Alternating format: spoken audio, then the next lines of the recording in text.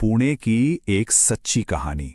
एक ऐसी कहानी जो दिमाग को सुन्न कर देती है और ये सोचने पर मजबूर कर देती है कि हम जिस दुनिया को देखते हैं क्या वो सच में वैसी ही है। चलिए आज इसी सवाल की तह तक चलते हैं निखिल की कहानी के जरिए। ये बात है साल 2017 की। निखिल नाम का एक लड़का पुणे शहर में बिल्कुल नया था और उसकी जिंदगी एक बहुत ही बुरे मोड़ पर आ खड़ी हुई थी। सोचिए, नई नौकरी, नया शहर और सिर पर छत नहीं, कोई दोस्त नहीं, कोई रिश्तेदार नहीं। निखिल उस बड़े से शहर में रात के अंधेरे में सचमुच सड़क पर आ गया था। जब लगा कि सारे दरवाजे बंद हो चुके हैं तभी फेसबुक पर एक जान पहचान वाले का मैसेज आता है, प्रणय। निखिल उसे ठीक से जानता भी नहीं था, पर उस वक्त उस मजबूरी में निखिल के पास हाँ कहने के अलावा और कोई रास्ता ही नहीं था। तो निखिल उस फ्लैट में पहुंच जाता है। बाहर से तो सब ठीक ही लग रहा था, लेकिन उस फ्लैट की दीवारों के अंदर कुछ और ही चल रहा था। ये पहला इशारा था कि कुछ तो गड़बड़ है।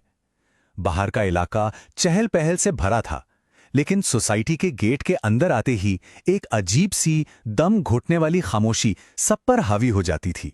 अब देखिए, उस फ्लैट में जो दो लोग थे वो एक दूसरे से बिल्कुल ही अलग थे। एक था प्रणय, जो सुबह ऑफिस के लिए निकलता और देर रात लौटता, और दूसरा था ओम प्रकाश, जो हमेशा घर पर रहता था पर कभी अपने कमरे से बाहर नहीं आता था। निखिल ने कोशिश की कि वो इस बात पर ध्यान न दे, लेकिन ये मुमकिन ही नहीं था। ओम प्रकाश एक बुत की तरह घंटों तक बालकनी में खड़ा रहता और बिना पलक झपकाए बस नीचे बस स्टॉप को घूरता रहता था। ये उस घर का एक ऐसा हिस्सा बन गया था जो खामोश था पर लगातार डराता रहता था। शुरुआती कुछ दिन तो किसी तरह कट गए, पर फिर निखिल की हकीकत और वहम के बीच की जो पतली सी लकीर थी वो धीरे धीरे टूटने लगी। शुरुआत एक बहुत ही छोटी सी अजीब सी बात से हुई। निखिल जब भी सुबह उठता उसे बालकनी का दरवाजा खुला मिलता, जबकि उसे 100% यकीन था कि उसने रात को दरवाजा बंद किया था। पहले लगा वहम होगा, पर जब यह रोज होने लगा तो दिल में एक डर सा बैठने लगा। और फिर एक दिन बालकनी से उसे ठीक सामने वाली खाली बिल्डिंग में कोई खड़ा दिखा। वो परछाई भी ठीक ओम प्रकाश की तरह बिना हिले डुले उसी बस स्टॉप को घूर रही थी। निखिल का दिल जोर जोर से धड़कने लगा। पहला बड़ा सदमा उसे तब लगा जब प्रणय ने खुद बताया कि वो बिल्डिंग तो बरसों से वीरान पड़ी है, वहां कोई नहीं रहता। और जब निखिल ने यह बात ओम प्रकाश को बताई तो ओम प्रकाश का रिएक्शन और भी ज्यादा डरावना था। उसके चेहरे पर कोई भाव नहीं आया, जैसे उसने कुछ सुना ही ना हो।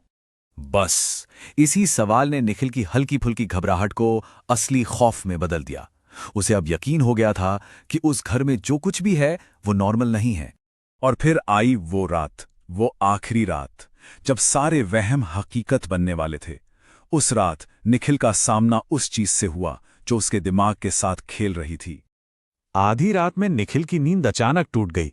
उसे साफ महसूस हुआ कि कोई उसके बिस्तर के ठीक बगल में जमीन पर बैठा है। कोई आहट नहीं, कोई आवाज नहीं, बस एक ठंडी सी मौजूदगी का एहसास। वो ओम प्रकाश था। घने अंधेरे में ओम प्रकाश की फुसफुसाहट गूंजी। इस सवाल ने निखिल के पूरे बदन में एक सिहरन दौड़ा दी, और इस एक लाइन ने निखिल के होश उड़ा दिए, क्योंकि प्रणय ने तो उसे बताया था कि ओम प्रकाश यहां बस कुछ महीने पहले ही आया है। ये क्या हो रहा था? निखिल कुछ सोच पाता इससे पहले ही ओम प्रकाश का चेहरा एक खौफनाक मुस्कान में बदल गया, और इसके गले से एक ऐसी हंसी निकली जो किसी इंसान की हो ही नहीं सकती थी। और अगले ही पल निखिल की आंखों के आगे अंधेरा छा गया। इसके बाद जो कुछ हुआ उसने निखिल के दिमाग में पिछले 10 दिनों की हर याद को, हर लम्हे को हमेशा के लिए तोड़ मरोड़ कर रख दिया।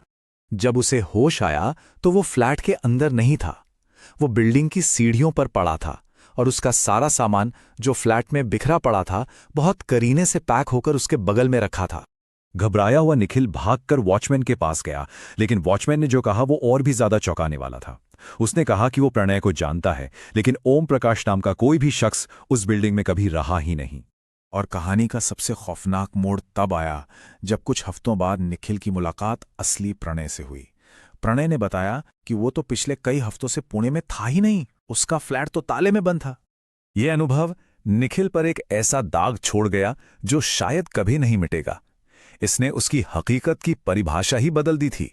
बाद में जब निखिल ने जवाब ढूंढने की कोशिश की तो उसे बताया गया कि उसका सामना एक ऐसी शक्ति से हुआ था जिसे उस फ्लैट से बांध दिया गया था। वो किसी को नुकसान नहीं पहुंचा सकती थी, पर वो किसी के भी दिमाग में घुसकर एक पूरी की पूरी झूठी दुनिया रच सकती थी। मतलब ये कि निखिल 10 दिनों तक एक ऐसी दुनिया में जी रहा था जो असल में थी ही नहीं। वो दो ऐसे लोगों के साथ रह रहा था, उनसे बातें कर रहा था जिनका कोई वजूद ही नहीं था। और ये कहानी हमें इसी एक बेचैन कर देने वाले सवाल के साथ छोड़ जाती है कि अगर हमारे दिमाग को, हमारी आंखों को इस तरह धोखा दिया जा सकता है, तो फिर हम कैसे यकीन करें कि जो हम देख रहे हैं वो सच है।